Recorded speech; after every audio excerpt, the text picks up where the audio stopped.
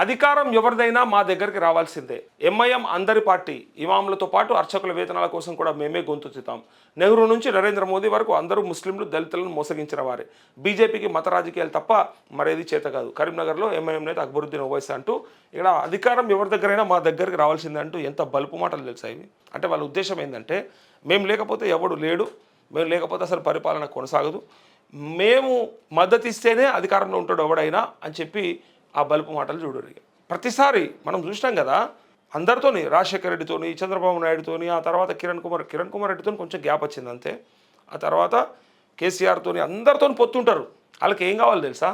పచ్చగున్న చోట తిని ఎచ్చగున్న చోట పండుకునే బాపత్ అన్నట్టు అదంతా.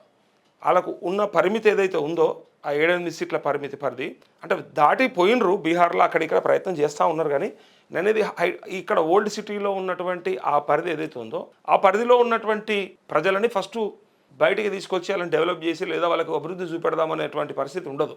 వాళ్ళు సోషల్ మీడియాలో చూస్తుండొచ్చు, కాకపోతే వాళ్ళు చేయనియరు. వాళ్ళకేంది కరెంటు బిల్లులు, లేకపోతే ట్రాఫిక్ పోలీసుల దగ్గర ఫైన్లు చెల్లించకపోతే సరిపోయా, వాళ్ళు కూడా గంతలనే ఉన్నారు. ఆ ఓల్డ్ సిటీలో చాలామంది అట్లే ఉన్నారు.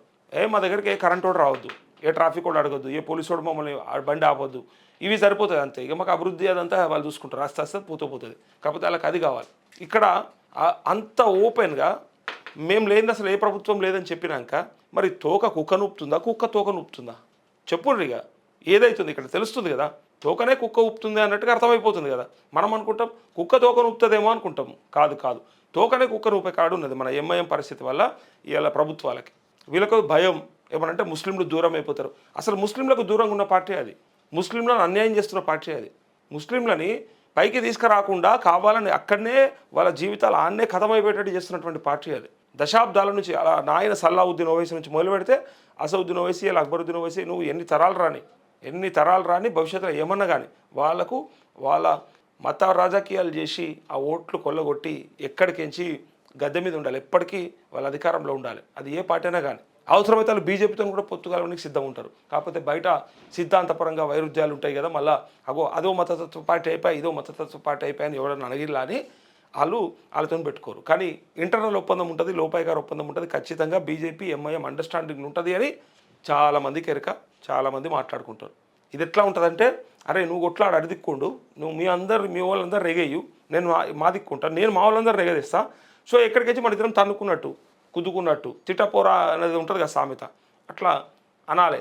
ఎక్కడికించి మనం పబ్బం గడుపుకోవాలి. నీ జాగాలో నీకు సీట్లు రావాలి, నా జాగాలో నాకు సీట్లు రావాలి. ఎక్కడికి వెళ్ళి మనమే ఉండాలి. ప్రజలను మాత్రం వీటితో కొట్టుక సచ్చినట్టు చేయాలి. ఇలా అదే ఉంది పరిస్థితి.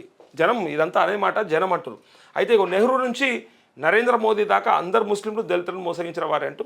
అవును, ఇప్పుడు మీరు ఇన్ని రోజుల నుంచి పార్లమెంట్లో ఉంటారు, అసెంబ్లీలో ఉంటారు కదా, మరి మీరు ఏం బిక్తురంటే జనాలు మీ ముస్లింలు ఇలా అడిగితే ఏం చేస్తావు? నేను కూడా ముస్లింల పక్షాన్ని అడుగుతా ఉన్నా. వాళ్ళకి గవ్వెగా తాయిలాలు ఇచ్చి ఓట్ల టైంలో ఏదో ఒకటి చెప్పి మత విద్వేషాలను రెచ్చగొట్టి ఓట్లు సాధించుకున్న తర్వాత మీరు సీట్లు తీసుకొచ్చుకొని ప్రశాంతంగా ప్రభుత్వం నుండి కాంట్రాక్టులు లేకపోతే మీ కాలేజీలు మీ యూనివర్సిటీలని మీరు మంచిగా కాపాడుకుంటూ ఏం చేస్తూ ఉన్నారు చెప్పండి? ఏం చేస్తున్నారు వాళ్ళ కోసానికి? వాళ్ళు ఏమైనా బాగుపడ్డారా? పేద ముస్లింలు ఇలా ఎక్కడ ఉన్నారో అక్కడనే ఉన్నారు. అందుకే వాళ్ళ పేరు అడ్డం పెట్టుకొని మీరు ఇలా గద్దెనెక్కుతూ ఉన్నారు, ప్రభుత్వాలతో చట్టాపట్టాలు వేసుకొని తిరుగుతూ ఉన్నారు. కానీ వాళ్ళకేం అస్తలేదు, వాళ్ళకేం ఇస్తలేరు, అడిగేటోళ్ళు లేరు. కరెక్ట్గా చెప్పాలంటే వీళ్ళని బండకేసి కొట్టేటోళ్ళు లేడు అని పేద ముస్లింలు మాట్లాడుకుంటారు అప్పుడప్పుడు. అయితే ఇక్కడ కరీంనగర్లో ఈ అక్బరుద్దీన్ ఓవైసీ ఏమంటాడంటే బీజేపీకి మత రాజకీయాలు తప్ప మరేది చేత కాదు. మీకేం చేత నేను చెప్పురు ఇప్పటిదాకా. ఈ దేశంలో మీ ఎంఐఎం పార్టీ పెట్టినప్పటి నుంచి ఇప్పటిదాకా మతపరమైనటువంటి వ్యాఖ్యలు చేసి ఓట్లు సాధించుకోవడం తప్ప మీరు పీకి కట్టలు కట్టింది ఏంది అని ఇలా కల్వకుంట్ల కవిత లాంటి వాళ్ళు అడిగితే ఏం చెప్తావు సమాధానం చెప్పు. ఎందుకంటే ఆమె కూడా అన్నది కదా, బీఆర్ఎస్ ఏం పీకి కట్టలు కట్టింది అని. ఇక బీఆర్ఎస్ అన్నదో కేసీఆర్ అన్నదో ఎవరినన్నదో మళ్ళీ ఆమె కూడా అనుకున్నదో తెలియదు. అట్లనే ఇక్కడ కూడా మీరు ఏమి కట్టలు కట్టిరో చెప్పుండ్రి, మీతో ఏమైంది ఇప్పటిదాకా.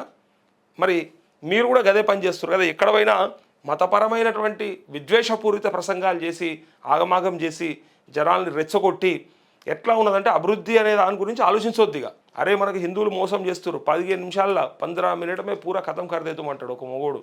15 నిమిషాలు నాకు అవకాశం ఇస్తే హిందువులు అంటాడు లేకుండా చేస్తాను ఒకడు అంటాడు. ఇక మనోళ్ళు కూడా ఇటు పక్క మాట్లాడతారు. 80% అన్న మనము 80%, కానీ మనకి ఏం దక్కింది అంటాడు. నాకు అర్థం కాలేదు, మీ ఇద్దరు కలిసి ఏం చేయదలుచుకున్నారు ఈ దేశాన్ని? మీ ఇద్దరు మీ సిద్ధాంతాలు ఏంది, మీ కథ ఏంది, మీరు ఏమనుకుంటారు అసలు? పోనీ మీరే దానికి ప్రతినిధుల? హిందుత్వానికి ప్రతినిధిగా బీజేపీనా, లేకపోతే ముస్లింలకు ప్రతినిధిగా ఎంఐఎం పార్టీనా? మొదటి నుంచి మీరే ఉన్నారా? భవిష్యత్తులో మీరే ఉంటారా? మీ తర్వాత ఇంకొకడు ఉండడా? అంటే ఇంకా వేరే ప్రజలతో మీకు సంబంధం లేదా? అంటే మీరు ఎవరినైతే చూస్ చేసుకున్నారో ఇంకా ఆ వర్గానికి సంబంధించే ప్రతినిధులా మీరు? అట్లాంటప్పుడు మిగతా వాళ్ళకి మీరే మక్కర మరి. ఎలా ఒకవేళ మీరు చెప్పురు అట్లన్నా, ఎస్ మా స్టాండ్ ఇదే, హిందుత్వమే మా స్టాండ్, హిందువులు మాత్రమే మా ఓటర్లు లేదా హిందువులు మాత్రమే మా ప్రజలు అని చెప్పి బీజేపీ చెప్పాలి మరి. అట్లాంటప్పుడు చెప్తే అర్థమవుతుంది కదా. ఈ దేశంలో మరి 3 సార్లు పరిపాలించే అవకాశం కంటిన్యూగా వచ్చింది అంటే, గతంలో కూడా పరిపాలించారు కానీ నేను ఇప్పుడు చెప్తాను, 3 సార్లు కంటిన్యూగా 12 ఏళ్ల నుంచి పరిపాలిస్తున్నారు కదా. మీరు ఒకసారి చెప్పురు మా స్టాండ్ ఇదే, హిందుత్వం మా జెండా, ఇంకా వేరే వాళ్ళతో మాకు పట్టి లేదని చెప్పండి. చెప్పరు. లోపల ఒకటి ఉంటుంది, బయటకు ఒకటి చేస్తుంటారు. ఇది కనిపిస్తుంటుంది కదా, జనాలు చూస్తున్నారు కదా. దొంగలు నిజంగా చెప్పాలంటే జవల పబ్బం గడుపుకోవడానికి వాళ్ళు రెచ్చగొట్టి వాళ్ళ ప్రయత్నం వాళ్ళు చేసుకుంటారు తప్ప మన కోసం కాదు, నీ కోసం కాదు, నా కోసం కాదని ప్రజలు అనుకుంటారు, పేదలు అనుకుంటారు ఈ దేశంలో. ఇగో ఒకసారి చూడండి, ఇగో ఏమంటారు చూడండి. రాష్ట్రంలో ఏ పార్టీ అధికారంలో ఉన్నా ఎవరు సీఎం అయినా ఎంఐఎం దగ్గరికి రావాల్సిందేనని ఆ పార్టీ శాసనసభ పక్ష అక్బరుద్దీన్ ఓవైసీ సంచలన వ్యాఖ్యలు చేశారు. సిగ్గుండాలన్నాయి మన ముఖ్యమంత్రులకు, నిజంగా చెప్తున్నా.